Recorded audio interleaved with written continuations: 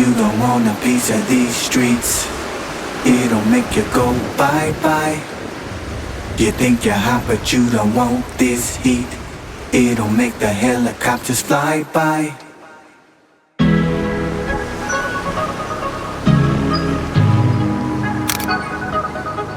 So how are you, creative visionary, and welcome to Freedom Friday.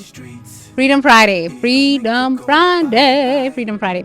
So I want to talk about freedom. What does freedom look like? What does freedom look like? So when you are in a narcissistic relationship, or you've come out of a narcissistic relationship, the idea of freedom is so foreign to you. I can just speak for myself. The idea of freedom is like, what? What is freedom? What is freedom? In my videos here on my channel, I have Freedom Friday videos where I go to drum circle and I just shake and I just dance away. Honestly, I just shake and I just dance away. What happens when we are in a narcissistic relationship, or we have experienced narcissistic abuse growing up, is that what we love, our hobbies, our values, the things that make us happy are not validated. Just let me share from my story or my perspective. I love art. Art was never validated. I was never allowed to express myself as an artist.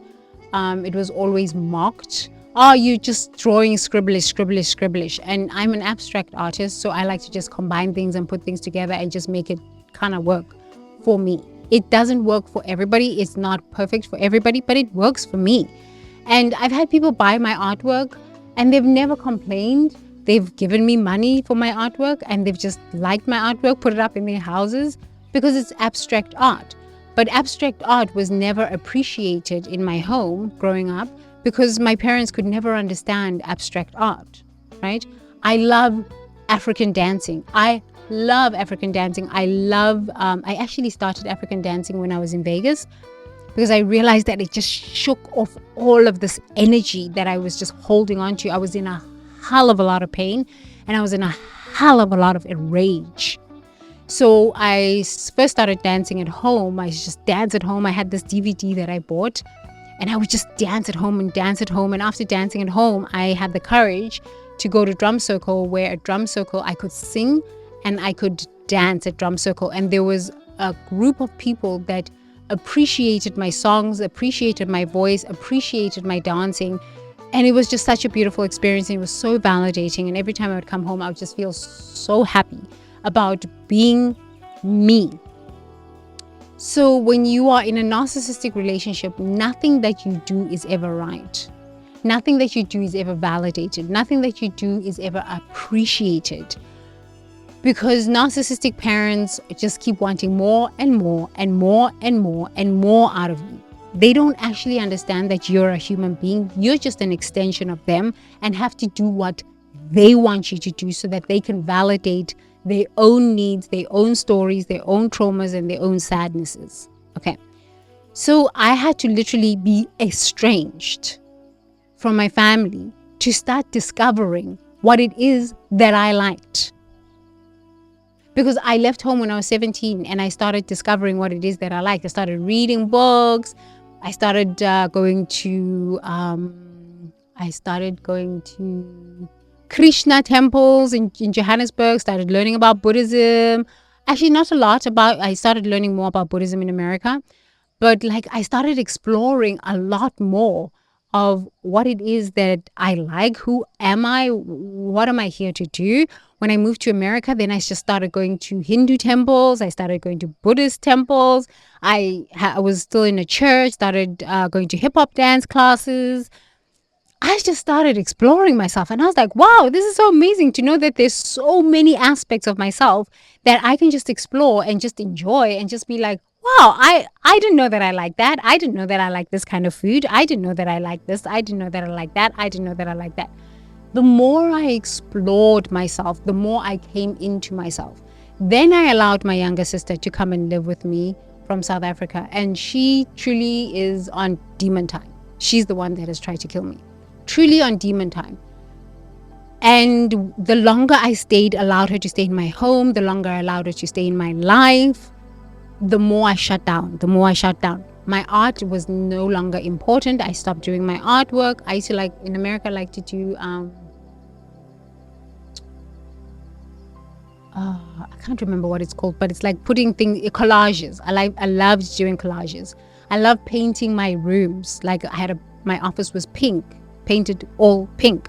And I loved having teddy bears in my office. So I had a very eclectic office.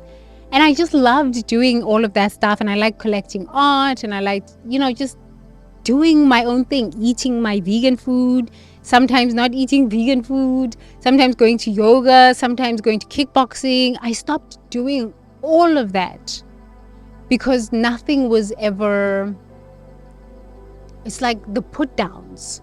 But then you could say to me, yeah, but how could you allow somebody to just keep putting you down?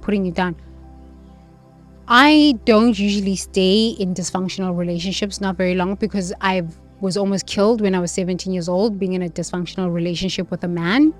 And so after that experience, I didn't stay in dysfunctional, intimate relationships very long. If I saw that somebody was dysfunctional, I would just leave. I would, honestly. But with family, this is why I want to focus on family narcissism and dysfunctional narcissistic siblings. When you are with family, it's like, especially from the collective culture, I want to talk about this from the collective culture. When you're from the collective culture, it's like family is, blood is thicker than water. Family sticks together. So I was trying to make it work, knowing that we were both raised in a very dysfunctional and toxic family. And our parents were depressed and, blah, blah, blah. And South Africa we were raised during civil war. So I had a lot more compassion and a lot more empathy for her struggles and her bad behavior and all of the rest. I've seen this in families. I had a guy who used to come and do my garden. Same story. I used to have conversations with him, 2-hour conversations with him. Mi amor, what's happening now? Every week he had the same story. My wife's sister is this, my brother-in-law is this, my brother is doing this to me. I said, the Hispanic people also have the same story. I had Filipino friends, same story. I had Chinese friends, same story. I have Thai friends, same story. White people friends, same story. Same story. You lose yourself when you are in a narcissistic relationship, especially if it's family. Especially, with intimate relationships, you can be like, oh yeah, I don't want to deal with this anymore. And okay, if you have children, it's more difficult to leave that relationship and you become controlled so much that you literally lose yourself. But what I found is with siblings, especially if you're the firstborn, or if you're the one in your family that is the scapegoat. The scapegoat. My dad was the scapegoat of his family. He needed to take care of his toxic sister. His sister's just having babies all over. And my dad had to pay, work hard. He would be so stressed out with money, so stressed out, angry, come home, beat my mother, beat me because he was stressed out about money. Because he had to support his own family and then support his sister who's just randomly having babies, doesn't work, bitches a lot. And because he was the chosen one in his family and he did honestly the best in his family compared when I just look at my dad's side of the family, my dad was the rock star. But he was so traumatized from being beaten and all of this stuff as a child. He didn't have therapy. So it's just like it played on. That role of being beaten and all of this stuff just played on. I'm not making an excuse for abusive parents. I'm not making an excuse for narcissistic parents. I am just recognizing it from years of therapy and years of just working on myself. So whatever situation you're in, if you're still angry at your parents, that's totally perfect. That is totally okay. That is totally valid. It is totally valid. But if you are the scapegoat in your family, you're usually fixing problems that you didn't create. You are usually the one who's financially burdened by people's dramas. You are usually the one paying school fees for people who disrespect you, who died and made you God after you put them through private school. Because my dad went through the same thing. My aunt would gossip about my dad. Okay? If you're the chosen one in your family, you will lose yourself. You will not have hobbies, because your hobbies are not important. Your time is to solve other people's bullshit problems. Solve other people's sad stories. Solve other people's mess. These people will create mess, the victims and the villains. They will just create drama after drama after drama after drama after drama, and you will be... Let's go back to the body. So this is an awareness, right? So we start with the conscious mind. They will just create all of this drama. You will neglect yourself, neglect your hobbies, neglect what makes you happy, and you will use your conscious brain to just keep solving problems. And you solve this problem, there's another problem that comes up. You solve this problem, this person doesn't have money for rent. Now you have to go work and make money to pay this one's rent. You've got your own children, you've got your own rent, you've got your own mortgage, you've got your own problems that you need to solve. No, they don't care about your problems. They care about their stuff, because they are narcissistic, and all they want to do is just take, gimme. Latcheraners, leeches, leavers, and liars. Give me. So what? Freedom? Freedom of what? The freedom to read a book. You will never have this, because while you're reading a book, you're thinking of somebody who just called you, sent you a text message. Oh, so-and-so doesn't have money for school fees. Who so-and-so needs this? Who so-and-so needs clothes? Who so-and-so, there is problem. I just lost my job. So your brain is constantly going 10,000 miles an hour. You do not have the freedom to even think. On a physical level, you live in constant anxiety. The level of anxiety that I have lived through my whole life, from just being anxious about if I don't sell enough. I used to sell candy when I was in primary school, and even in high school.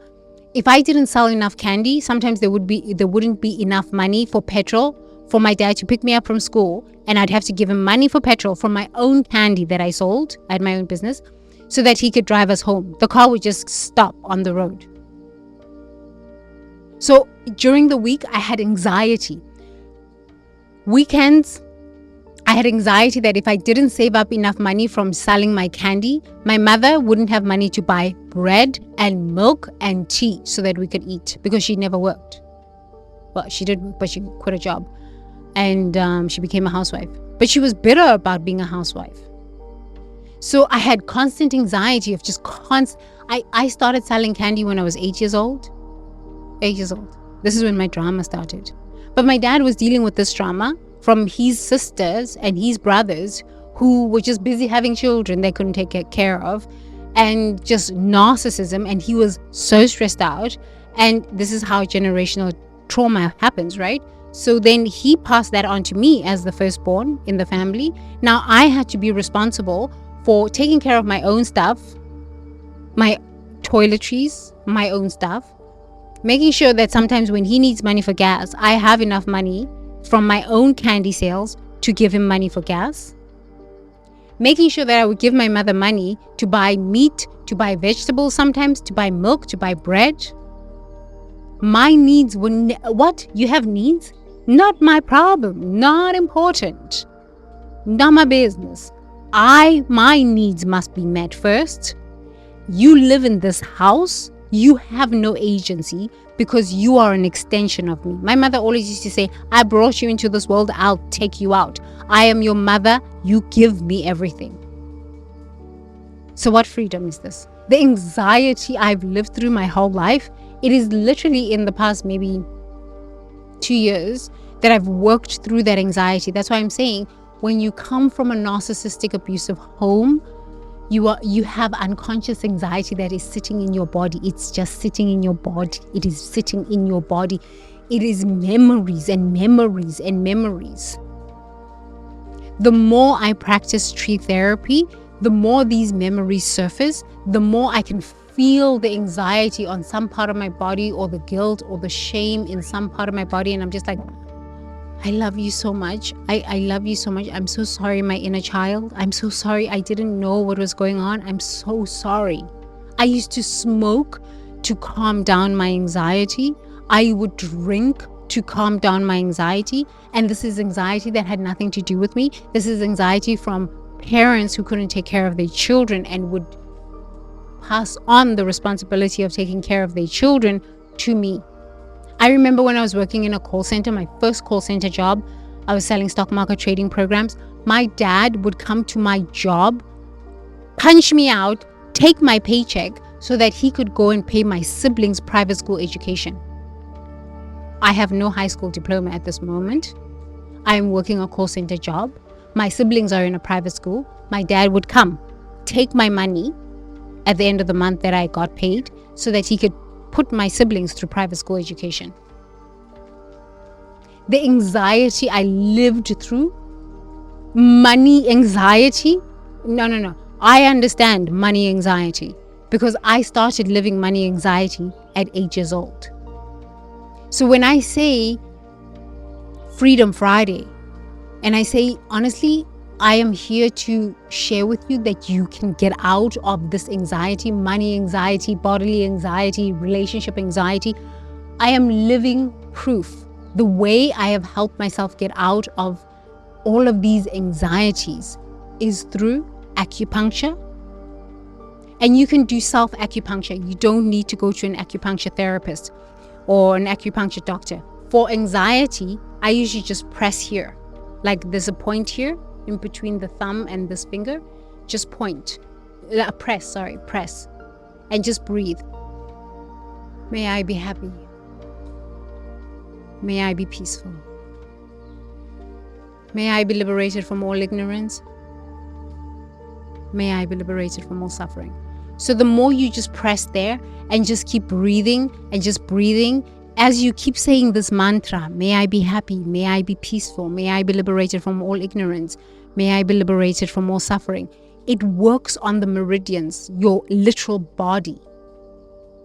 Because when you are so stressed out, you cannot think. If you are in a narcissistic relationship and you have children, you cannot even think of a way out of this. And how is it your fault? You are constantly bombarded by toxic energy. If you are in a war-torn country and there are just leaders that don't care about you as the youth, there are leaders that don't care about you as women, as good men, and you're constantly living in anxiety, you can't think. Money anxiety. Relationship anxiety. You are working a job where you have toxic colleagues. The ability to think and write your resume and get another job is just so far out the window. You're just surviving. You're just trying to just survive so you can pay your bills. So you are entitled to have freedom. Freedom first starts here in the mind. Honestly, freedom just starts first in the mind. And freedom starts by breathing. Your breath is, without breath, you have no life. I don't care how much money you have or you don't have. Everyone has access to breath. Without breath, you have no life. Without breath, you don't have oxygen to the brain. You cannot make decisions. When you are feeling that anxiety in your body, you have 2 fingers. Just pinch here and breathe. Let oxygen go to your brain. Speak the mantra. May I just be happy. May I be peaceful. May I be free from all ignorance. May I be free from all suffering. When you're free from ignorance, meaning you can tap into an idea on how to leave. Maybe it's leaving and going to a shelter if you're a woman.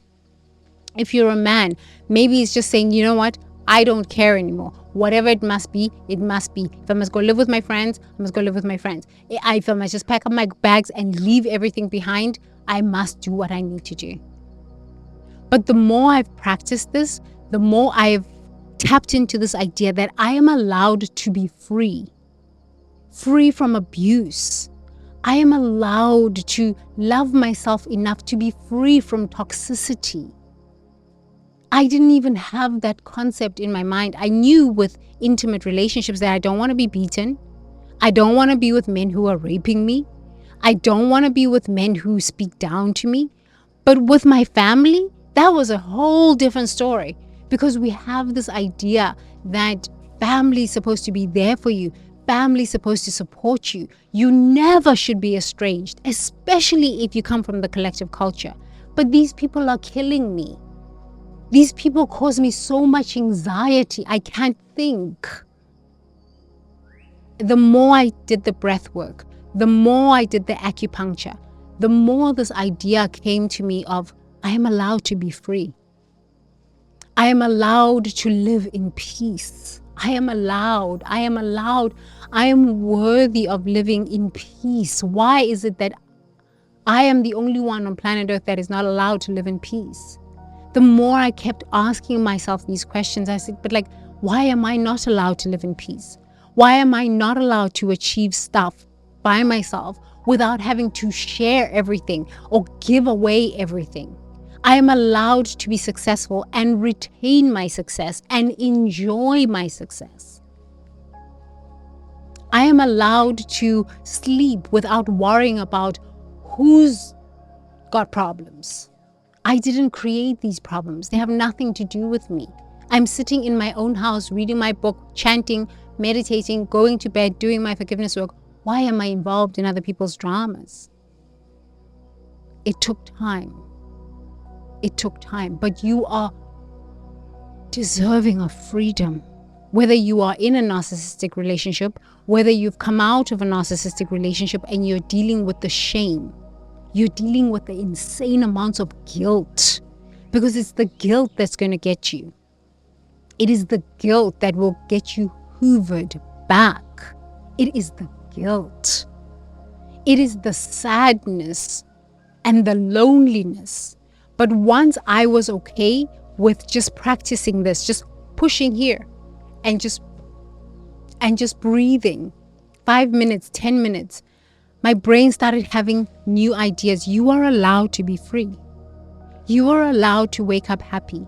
You are allowed to go to bed without anxiety, without trying to solve this person and that person and that person and that person and that person's problems and just be drained. You are allowed to live without your nervous system constantly activated on overdrive. You are burning yourself out. You are unhappy. I was losing my hair. I was such a mess. And the more I was like, no, I'm willing to live in this estrangement. Yes, there is stigma around it.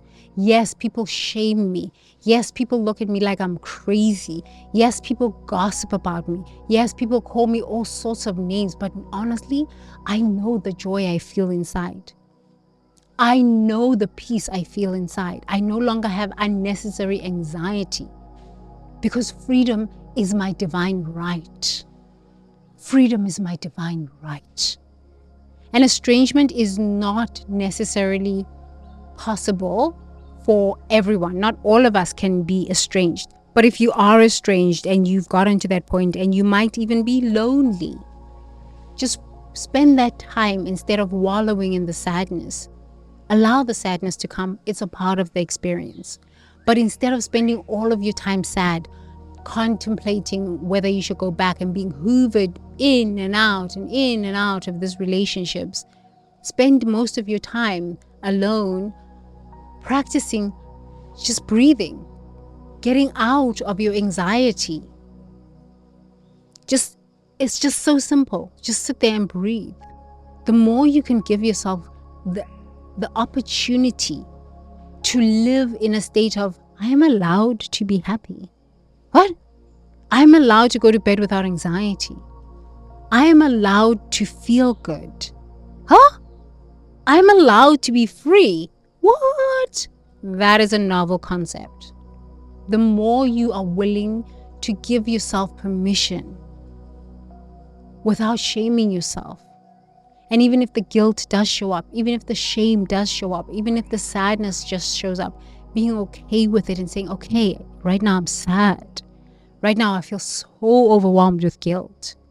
But this is where I'm at and it's okay. It's not going to overtake me. It's not going to kill me. I can breathe through it. you will honestly get to a point where freedom becomes the natural state of your life, where you can be okay with being free. And when you are okay with being free and you fill your own cup, that's when you can give, and it doesn't really matter. But I don't want to encourage people to go back and be hoovered into relationships that don't work, because the more you are hoovered into these relationships, the more time you waste. I can now create these videos because I left home August. During this week that I'm actually creating these videos, I was 17 years old. It has taken me 17 years to work myself out of the relationship with my sibling who tried to kill me, work myself out of the guilt and the shame of being estranged. And I realized that if you don't heal these guilts and these loneliness issues and these griefs that live inside of you, and you don't question yourself, you're going to keep reliving this experience. So when I left home, I was 17 years old. That was the masculine when my dad was beating me, and I was like, I need to get out of here. And then the feminine was my sibling who tried to kill me. My dad tried to kill me. My sibling then tried to kill me because I hadn't fully flushed out these pains from growing up in a very narcissistic, toxic home. But it's August now that I'm creating these videos, and this is the time that I left home when I was 17 years old. And when I look at my life, it's been another 17 years in this hell with my other side of my family. So the more you are willing to give yourself time to just be alone without shaming yourself, be with your grief, be with your sadnesses, be with your guilt and your shame, you don't have to repeat these cycles again. These cycles will be done, and they'll be done for good. Yes? So please love yourself. And if you like, I don't know what that even means, it's okay. The more you just sit with yourself and are willing to just say, I don't know what self-love is, but I'm willing to just be happy. May I be happy. May I be peaceful. May I be liberated from all ignorance, meaning every idea that is in my mind, in my subconscious mind, that denies the truth that I can be free, that denies the truth that I can be healthy, that denies the truth that I can be abundant without sabotaging myself, that denies the truth that I can just be in love with myself and I deserve healthy relationships. That's what free from ignorance is. And may I be liberated from all suffering. Because then you're going to see, so when I allow myself to stay in situations that are not healthy for me, where I'm being abused, they are stealing my money, they want to kill me, this is self-hatred. No, when I get out of these situations and say, no, I just want to be happy. I just want to be free. I just want to love myself. I don't want to go to bed with anxiety. I don't want to be solving other people's problems that have nothing to do with me. This is self-love. Free from all ignorance. So thank you so much for listening. Thank you so much for listening. Love yourself through your experiences, no matter what stage of this journey you are going through or you are at. Love yourself through it all. Please love yourself. Love yourself. And the fastest way to self-love is metta. Chant this mantra and press here. It's very, very helpful for you. And even if you're alone, you'll make it. You'll make it. So in the comments below, please share with me. Let's have dialogue. What have you learned about freedom? Maybe you didn't know that you were entitled and you were allowed to be free and that you were a sovereign being. Maybe you didn't know that. I didn't know that. It's only like when I was turned 40 that I was like, yo, I can be sovereign. Who knew? I didn't know. I learned that lesson at 40 years old. I'm 43 now. It's taken me that long. Okay. Maybe you learned something else in this video. Please share what you have learned. Thank you so much for listening. Thank you so much for your love and your attention. Please make sure that you like, subscribe, share, hit the notification bell, and I will see you in the next video. Into the tea garden. I kind of like these things, fancy. I like fancy tea. Even though I'm a nun, I like fancy tea. I like fancy stuff, I'm still touched by America. Fancy stuff.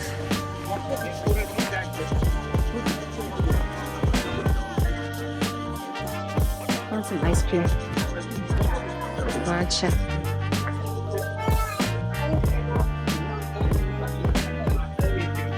Green tea matcha.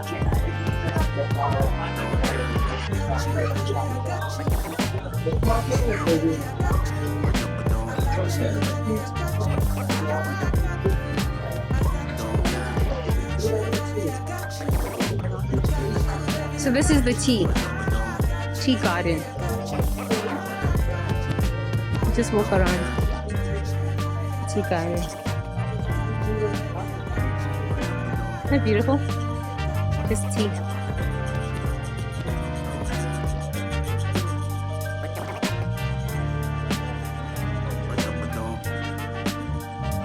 Tea and more tea and more tea. Let's go have some tea. I think I want some ice cream.